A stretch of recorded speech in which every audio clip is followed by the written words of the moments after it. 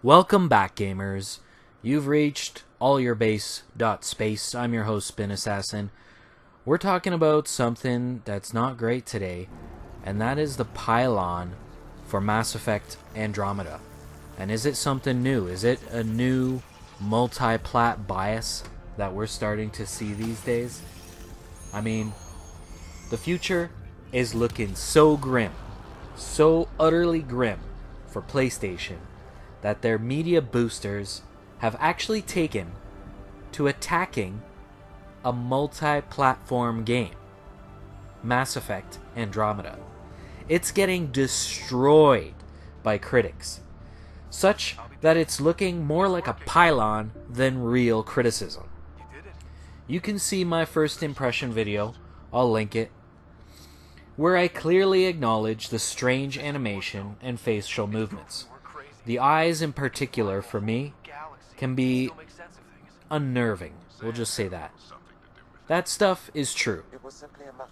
The gameplay is amazing, however. The combat is really fun. The story is excellent, as is the writing in general. So when critics start complaining about the story, it's telling. It really is telling.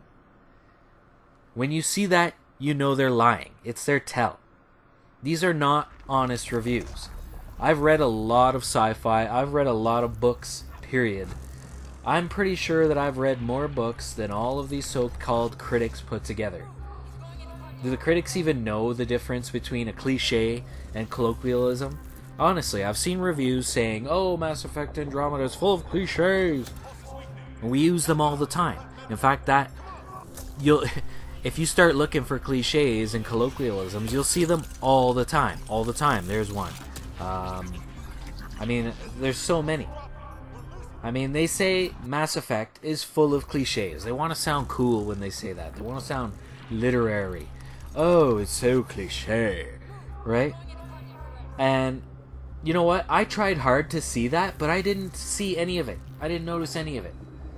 It must be because the cliches are so natural that you don't notice. I mean, noticing unnoticeable cliches is becoming cliche itself. In fact, people speak in cliches all the time, for fuck's sake. So, for fuck's sake, there's another cliche for you.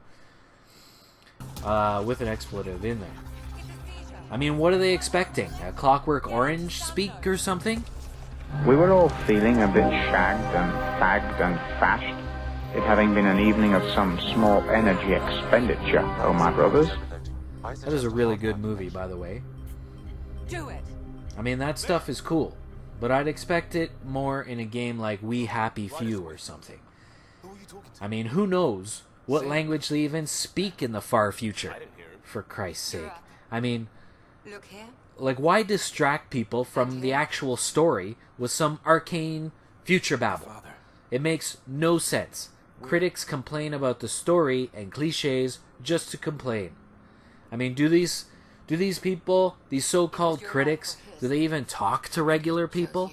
Like, is everything text for them or something? Do they even leave their chair at all, ever, in their lives? I don't know, because I use cliches all the time, and it's fine. So does everybody. So does everyone who even complains about the cliches. He got the team out of danger. They also made a big deal about my face is tired. At one point, some chick you're talking to, she's like the boss of everything. She says, she's complaining, right? She's out of her mind tired. She goes, my face is tired. Well, give me a fucking break. Weren't you just complaining about cliches? Like, how do you know that's not a cliche in the future? People are what? Are they going to outlaw cliches? Are you going to implants going to short-circuit your mouth when you try to say a cliche or something? I mean, it's ridiculous. It's absolutely ridiculous, and it's bullshit, is what it is. Cliches, colloquialisms, they're a fact of natural language. You can't have it both ways. You can't say, well, there's, a cliche by definition. We went over the definition, but it's overused. But my face is tired is never used, right? So obviously there's no, like, cliches aren't the biggest issue here. And you know what? It just goes to show, there's a cliche. Like, when it comes to PlayStation, it's very clear that it only goes well for them. It only goes good. You can't say anything about a PlayStation game. I mean, No Man's Sky was such a disappointment. They had to come down for that one. But, I mean, if it comes down to some Gaijin's game, like Mass Effect Andromeda, and a PS4 RPG game like Horizon Zero Dawn, sorry, but the product of Dai Nihon gets the support. When the game is saved and all the achievements are counted, see, that's me trying not to use a cliche, a good game shines through. Oh, cliche again, sorry. I mean, all the Dai Nihon shit, all the PS4 fanboys and shamelessly biased reviewers doesn't mean shit when a game is good. And Mass Effect Andromeda is good. I'll be the first to say that the puppeteering and motion capture that we call animation isn't up to standard. But, you know what? People cut Dragon Age Inquisition a lot of slack because it was so much fun. I'm one of those people. I saw the problems. I didn't care. It didn't bother me. And I think it's the same for this game. BioWare got a new engine, and it doesn't look like the new engine's ready. And people just expect more. I mean, it's a lesson for BioWare's developers. It does not excuse the pylon that we've seen from reviewers and YouTubers. It doesn't. This game does not deserve all the hate that it's been getting. And I'm saying that it's just because it's in the same temporal space as your exclusive RPG on your shitty console. I'm talking about Horizon Zero Dawn and PS4, obviously. This is why reviewers and Sony ponies alike are cheering for this game to fail. It's really bad for the gaming industry when you do that. It's not good for anyone. BioWare even signed an exclusive marketing deal with Sony, and it's looking like a really bad move. If anything good were to come of this, I would hope that Mass Effect comes home. Come on home to the Xbox One, where it belongs, and fix any issues there. If Horizon Zero Dawn is so threatened by another RPG that PS4 boosters would crap all over a great game, then I say fuck them. Cut them loose. Horizon Zero Dawn is their best game, and it's barely installed on 1% of PS4s. That's 2 million divided by 150 million. I mean, where are all these PS4s? Does Yoshida have them stacked in a warehouse somewhere? When you find that some reviewer is trying to pull one over on you, ditch them and never come back.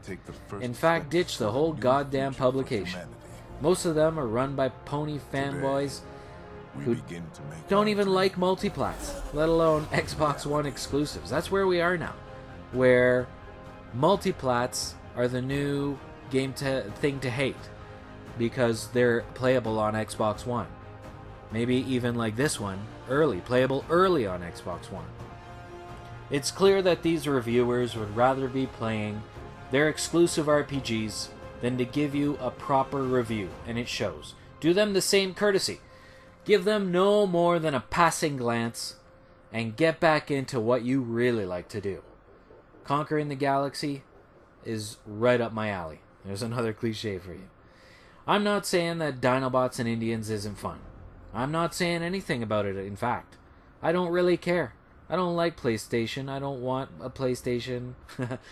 I don't need one. Maybe I'll get one used if one just happens to fall into my lap. But I'm not going to review it, and don't listen to me if I start talking about Horizon Zero Dawn, like the actual quality of the game. I mean, by all accounts, it's a great game. But if I start talking shit, you don't have to listen. Don't listen to me. And don't listen to the gaming media or PS4 fanboys when it comes to Mass Effect Andromeda. Don't do it. The bias that every Xbot knows and loathes doesn't just apply to Xbox One exclusives anymore. Multiplats are also on the hit list. So if I were you, when it comes to reviews, if you're going to pay attention to reviews at all, I would use the rule of thumb. Add 1 on Metacritic, add a whole point So if it's an 88, give it a 98. If it's a 78, give it an 88. That's really where things even out. So give it a whole point if it's an Xbox exclusive or if it's a multiplat now. And if it's a PlayStation exclusive, you have to subtract 1 from Metacritic. That's where we are with reviews. That's where you finally get to balance it out. That's the only way to actually balance it out. So, that's all I got to say. Thanks for stopping by, gamers. Really appreciate it. Why don't you hit the like button, hit the subscribe button, leave me a comment, and yeah, pop by the website, lock in coordinates to allyourbase.space.